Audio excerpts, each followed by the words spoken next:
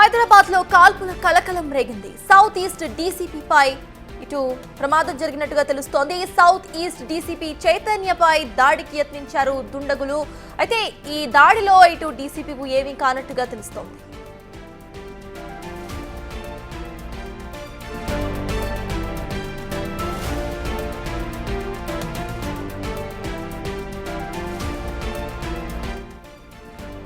హైదరాబాద్ లో ఉత్కంఠ భరిత సంఘటన చోటు చేసుకుంది. సెల్ ఫోన్ స్నాచింగ్ చేస్తున్న దొంగను పట్టుకునే ప్రయత్నం చేస్తున్న డీసీపీ చైతన్యపై దొంగ కత్తితో దాడి చేయడాన్ని యత్నించాడు. ఈ ఘటన సుల్తాన్ బజార్ పోలీస్ స్టేషన్ పరిధిలో విక్టరీ ప్లే గ్రౌండ్స్ లో చోటు చేసుకుంది. స్వయంగా దొంగను అదుపులోకి తీసుకునే ప్రయత్నం చేసిన డీసీపీ చైతన్యపై ఆకస్మికంగా దొంగ దాడికి దిగాడు. ఈ క్రమంలో డీసీపీ చైతన్య గన్మెన్ కింద పడిపోయారు.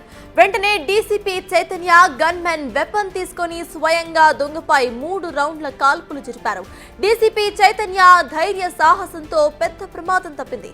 ఈ ఘటనపై పోలీసులు కేసు నమోదు చేసి దర్యాప్తును ప్రారంభించారు. దొంగ పరిస్థితి, దర్యాప్తు డీటెయిల్స్ వెలువడాల్సిందే.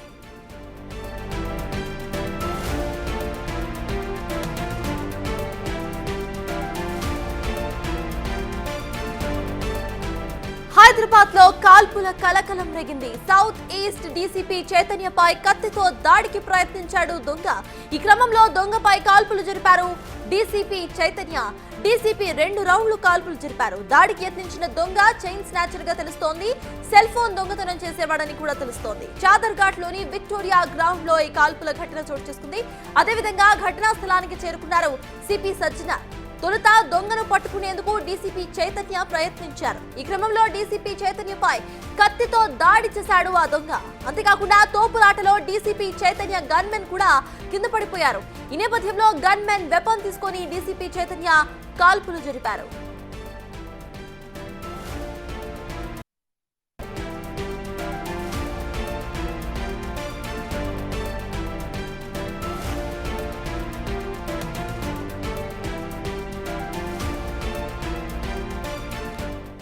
హైదరాబాద్ లో ఉత్కంఠ భరిత సంఘటన చోటు చేసుకుంది. సెల్ ఫోన్ స్నాచింగ్ చేస్తున్న దొంగను పట్టుకునే క్రమంలో ఇటు ఫైరింగ్ చేశారు పోలీస్ ఆఫీసర్. దీనికి సంబంధించిన పూర్తి అప్డేట్స్ మా ప్రతినిధి సాగర్ అందిస్తారు. సాగర్, చెప్పండి, రీసెంట్ సిచ్యువేషన్స్ లో చూస్తుంటే ఇటు దొంగలు పోలీసుల మీద కత్తులతో దాడి చేసే ఘటనలు ఎక్కువగా కనిపిస్తున్నాయి. అయితే ఇక్కడ కూడా సేమ్ అదే ఘటన మనం చూస్తున్నాం. అసలు ఎలా చూడాలంటారు? ప్రెసెంట్ అక్కడ అప్డేట్స్ ఏంటి? హైదరాబాద్ చాదర్ఘట్ లో కాల్పుల కలకలం. DCP south east zone DCP Chaitanya ఒక దొంగను సెల్ ఫోన్ స్నేహిన్ చార్జర్ దొంగను పట్టుకునేందుకు ప్రయత్నం చేశాడు. ఈ క్రమంలో గన్మెన్ కి దొంగకి మధ్య కొంత తోపులాట జరిగింది. గన్మెన్ కింద పడిపోవడంతో వెంటనే గన్మెన్ వద్ద ఉన్నటువంటి వెపన్ ని తీసుకొని పారిపోతున్న స్నాచర్ దొంగ పైన డీసీపీ నేరుగా కాల్పులు జరిపినట్లు కూడా తెలుస్తోంది. మొత్తం 2 నుంచి 3 రౌండ్ల కాల్పులు జరిపాడు ఆ దొంగ. ఎందుకంటే దొంగ డీసీపీ పైన కత్తితో దాడికి ప్రయత్నం చేశాడు. కత్తితో దాడికి ప్రయత్నం చేస్తున్న సందర్భంలోనే ఒక తోపులాట వాతావరణం జరిగింది. గన్మెన్ కింద పడిపోయాడు. వెంటనే అలర్ట్ అయినటువంటి సమయస్ఫూర్తితో డీసీపీ చైతన్య వెపన్, ఏదైతే గన్మెన్ దగ్గర ఉన్నటువంటి వెపన్ తీసుకొని దొంగ కత్తితో దాడి చేస్తున్నటువంటి దొంగ పైన దాడి చేశాడు. మనం చూసాం రీసెంట్ గా రియాజ్ నిజామాబాద్ ఘటనలో కూడా మోస్ట్ వాంటెడ్ స్నాచర్ అయినటువంటి రియాజ్ పోలీస్ కానిస్టేబుల్ పైన కత్తితో దాడి చేయడం, అనంతరం ఆయన మృతి చెందడం, అతన్ని పోలీసులు అనంతరం అదుపులోకి తీసుకోవడం, హాస్పిటల్లో ఎన్కౌంటర్ జరిగింది, అందులో మృతి చెందాడు. సో ఈ మధ్య కాలంలో స్నాచర్స్ ప్రధానంగా ఇటు గోల్డ్ రేతులు పెరగడం, స్నాచింగ్ ఘటనలు పెరగడం, మొబైల్ స్నాచింగ్ లో ఎంబీబీఎస్ పరిసర ప్రాంతాల్లో ప్రయాణికుల రద్దీ, ప్రజల రద్దీ ఎక్కువగా ఉంటున్న నేపథ్యంలో ఇక్కడ ఎక్కువగా ఈ స్నాచింగ్ ఘటనలు అనేవి చోటు చేసుకుంటున్నాయి. కానీ ఇక్కడ దొంగలు వెపన్లు క్యారీ చేస్తున్నారు. ఏదైనా ఘటన ఎవరైనా అడ్డుకునే ప్రయత్నం చేస్తే, వారిని పట్టుకునే ప్రయత్నం చేస్తే కత్తులతో దాడులు చేసి దోపిడీ చేసి పరారవుతున్న పరిస్థితి. ఈ నేపథ్యంలో పోలీసులు కొంత భద్రతను కట్టుదిట్టం చేయడంతో పాటు కొంత అప్రమత్తమయ్యారు.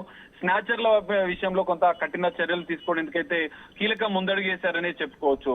సో ఇదే తరహాలో హైదరాబాద్ లోని సిపి కార్యాలయంలో మీటింగ్ వచ్చినటువంటి DCP south east zone DCP meeting అయిపోయిన వెంటనే ఆయన తిరిగి వెళ్తున్నారు. ఈ క్రమంలో చాదర్ఘట్ సమీపంలో ఓ దొంగ స్నాచింగ్ కు రెడ్ హ్యాండెడ్ గా పట్టుకునేందుకు పోలీసులు ప్రయత్నం చేశారు. సో గన్మెన్ ప్రయత్నం చేయడంతో ఆ దొంగ స్నాచర్ దొంగ గన్మెన్ పైన కత్తితో దాడి చేయడం, ఇటు డీసీపీ పట్టుకునే ప్రయత్నం చేసి డీసీపీ పైన కూడా కత్తితో దాడి చేసే ప్రయత్నం చేశారు. సో డీసీపీని కాపాడే ఉద్దేశంతో గన్మెన్ వెంటనే ఆ దొంగ పైన దాడికి ప్రయత్నం చేశాడు. ఆ క్రమంలోనే కొంత ఉద్రిక్తతల మధ్య, తోపులాట మధ్య గన్మెన్ కింద పడిపోయారు. వెపన్ తో పాటు గన్మెన్ కింద పడడంతో వెంటనే ఆ వెపన్ ని డీసీపీ తీసుకున్నారు. కత్తితో ఇద్దరిపైన దాడి చేసే ప్రయత్నం దొంగ చేసి పారిపోయే అవకాశం ఉన్నట్లుగా కూడా గ్రహించి వెంటనే ఆ దొంగ పైన 2 నుంచి 3 రౌండ్ల కాల్పులు సమయస్ఫూర్తితో కాల్చిన పరిస్థితి, కాల్పులు జరిపిన పరిస్థితి. ఎందుకంటే కత్తితో ఇద్దరిపైన దాడి చేస్తే ఇంకా ఎక్కువగా ప్రమాదం జరిగి ఉండేది. వెంటనే తేరుకున్నటువంటి స్నాచర్ ని ఎలాగైనా పట్టుకోవాలి. స్నాచర్ కత్తితో గన్మెన్ పైన దాడి చేస్తున్నాడు, డీసీపీ పైన దాడి చేస్తున్నాడు. కొంత ఉద్రిక్తత పరిస్థితి, తోపులాట పరిస్థితి అయితే విక్టోరియా ప్లే గ్రౌండ్ చాదర్గఢ్ సమీపంలో జరిగింది. వెంటనే తేరుకున్న డీసీపీ దొంగ పైన కాల్పులు జరిపాడు. సో గాయాలైనటువంటి దొంగను కూడా వెంటనే హుటాహుటిన నాంపల్లి కేర్ హాస్పిటల్ కు తరలించారు. ఈ ఘటనలో గన్మెన్ కు కూడా గాయాలైనట్లు కూడా తెలుస్తోంది. మరొకరికి కూడా గాయాలయ్యారు. ఇద్దరిని కూడా నాంపల్లి కేర్ హాస్పిటల్ కి తరలించారు.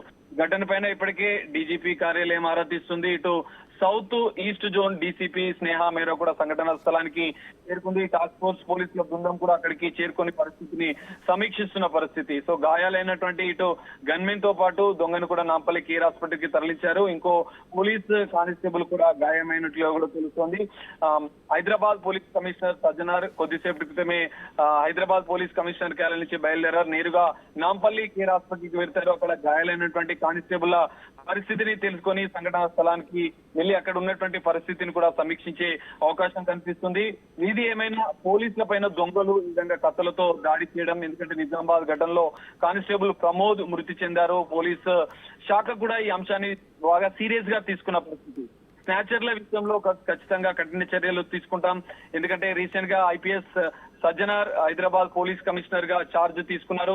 అనంతరం కూడా కొన్ని అంశాలపైన కఠినంగా వ్యవహరిస్తామని చెప్పి ఆయన మొదటి ప్రెస్ మీట్ లోనే చెప్పిన పరిస్థితి. సో తెలంగాణ రాష్ట్ర డీజీపీ కూడా ఈ అంశాన్ని సీరియస్ గా తీసుకున్నారు. ఎందుకంటే నిజామాబాద్ ఘటన అనంతరం దొంగలు పోలీసుల మీద దాడులకు తెగబడడం అనేది జరుగుతుంది. ఎందుకంటే కానిస్టేబుల్ ప్రమోద్ ని కూడా ఇప్పటికే పోలీస్ శాఖ కోల్పోయింది. సో ఈ క్రమంలోనే ఇక్కడ స్నాచింగ్ కు పాల్పడుతున్నట్టు. ఎందుకంటే ఎంజీబీఎస్ అంటే అంత రాష్ట్రాలకు అన్ని జిల్లాలకు సంబంధించినది కావచ్చు. పెద్ద ఎత్తున జన తాకిడి అనేది ఎక్కువ ఉంటుంది, ప్రయాణికుల తాకిడి ఎక్కువ ఉంటుంది. బయట సిబిఎస్ సిటీ బస్ స్టాప్ ఉంటుంది, లోపల ఎంజీబీఎస్ ఉంటుంది. ఆ పరిసర ప్రాంతాల్లో ఎక్కువగా జనాల రద్దీ, ప్రయాణికుల రద్దీ ఎక్కువగా ఉంటుంది. ఇక్కడ స్నాచర్లు ఒక అడ్డంగా ముఠాగా ఏర్పడి గత కొంతకాలంగా కూడా అనేక కేసులు నమోదవుతున్నాయి. సుల్తాన్ బజార్ పోలీస్ స్టేషన్లే కావచ్చు, అఫ్జల్గంజ్ పోలీస్ స్టేషన్లే కావచ్చు. ఈ పరిసర ప్రాంతాల్లో స్నాచర్లు ఎక్కువగా ఉంటారు. మత్తు పదార్థాలను తీస్తూ ప్రయాణికులను నిత్యం ఇబ్బందులకు గురి చేస్తుంటారు, వేధింపులకు గురి చేస్తుంటారు. ఇటు చైన్ స్నాచింగ్ తో పాటుగా మొబైల్ స్నాచింగ్ లకు పాల్పడుతూ ఉంటారు. సో ఈ మొత్తం ముఠా పైన కూడా పోలీసులు ప్రత్యేక నిఘా ఏర్పాటు చేశారు. ఈ రోజు ఘటన అయితే డీసీపీ చైతన్య అనే విధులు ముగించుకొని, ఎందుకంటే డీసీపీ సిపి కార్యాలయానికి వచ్చి హాజరయ్యారు. తిరిగి వెళ్తున్న క్రమంలోనే ఈ ఘటన జరిగింది.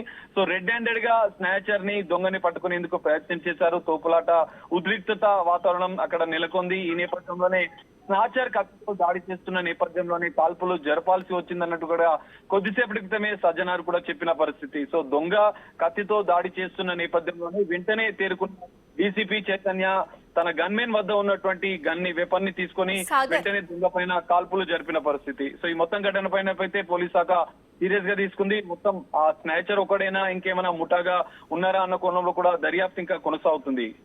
సాగర్, గతంలో చూసుకుంటే ఇందాక మీరు చెప్పినట్టు ఇటు గతంలో అక్కడ కానిస్టేబుల్ ని చూసాము. ప్రెసెంట్ డీసీపీ స్థాయి వ్యక్తి మీద కూడా ఇక్కడ దొంగలు కత్తులతో దాడి చేయడానికి ప్రయత్నిస్తున్నారు. అంటే పోలీసులకు సంబంధించిన, అంటే ఆ సెల్ఫ్ డిఫెన్స్ అనేది కానివ్వండి, లేకపోతే వాళ్లకు సంబంధించిన ప్రొటెక్షన్ అసలు ఎలా ఉంటుంది అనుకోవాలి, ఇంకా వాళ్లకు ఎక్కువగా ప్రొటెక్షన్ అనేది ఏర్పాటు చేయాలి అంటారా? దానికి సంబంధించిన అప్డేట్స్ ఏంటి? సార్ ఖచ్చితంగా, ఎందుకంటే మనం నిజామాబాద్ రియాజ్ ఘటనలో కూడా చూసాం. రియాజ్ ని కానిస్టేబుల్ ప్రమోద్ పైన కత్తితో దాడి చేసి పారిపోయాడు. ఈ నేపథ్యంలో అక్కడ జిల్లా స్థాయి పోలీస్ శాఖ కూడా వెంటనే అప్రమత్తమై అక్కడ ఉన్నటువంటి అందరూ పోలీసులకు వెపన్స్ ని స్పెషల్ గా అలర్ట్ చేసిన పరిస్థితి. అందరూ వెపన్స్ ఉండాలి. రియాజ్ ఎందుకంటే కత్తితో దాడి చేసి పారిపోయేందుకు ప్రయత్నం చేస్తున్నాడు. 60కి పైగా కేసులు ఉన్న నేపథ్యంలో ఇక్కడ హైదరాబాద్ లో కూడా స్నాచింగ్ లో ఈ మధ్య కాలంలో చైన్ స్నాచింగ్ లైనా, సెల్ ఫోన్ స్నాచింగ్ అయినా ఎక్కువగా పెరుగుతున్న పరిస్థితిని మనం చూసాం. సో ఈ నేపథ్యంలోనే ఇక్కడ దొంగలు పోలీసులపై దాడి జరిగింది. సహజంగా ఇప్పటి వరకు కూడా ఈ తరహా ఘటనలు అరుదుగా జరిగేవి, కానీ ఇప్పుడు ఈ కల్చర్ అనేది పెరిగింది. పోలీసుల నుంచి ప్రజల నుంచి తప్పించుకునేందుకు స్నాచర్లు ప్రధానంగా వెపన్స్ ని యూజ్ చేస్తున్నారు. కత్తులను తమ వద్ద ఉంచుకొని ఎవరైనా ప్రజలు అడ్డొచ్చినా కూడా, పోలీసులు అడ్డొచ్చినా కూడా ఉన్నతాధికారులైనా ఎవరైనా అనేది దొంగలు చూడడం లేదు. వాళ్ళని పైన విచక్షణ రహితంగా దాడి చేసి తప్పించుకునేందుకు మాత్రమే వాళ్ళు ప్రయత్నం చేస్తున్నారు. ఈ క్రమంలో ప్రజల ప్రాణాలే కావచ్చు, పోలీసుల ప్రాణాలు తీయడానికైనా కూడా వాళ్ళు సిద్ధపడి కత్తులతో దాడులకు పాల్పడుతున్న పరిస్థితి. ఎందుకంటే రియాజ్ ఘటనలో మనం ఈ అంశాన్ని పూర్తిగా చూసాం. సో ఈ నేపథ్యంలోనే ఇక్కడ పోలీస్ శాఖ కూడా కొంత అప్రమత్తం అవుతుంది.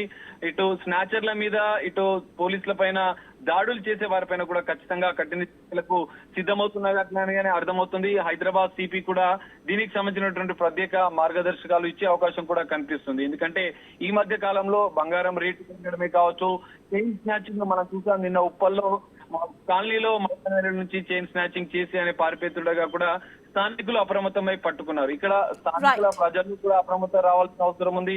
పోలీస్ శాఖ కూడా దీనికి సంబంధించినటువంటి కఠిన చర్యలకైతే తీసుకుంటున్నట్లుగానే అర్థమవుతుంది. సర్తాజ్.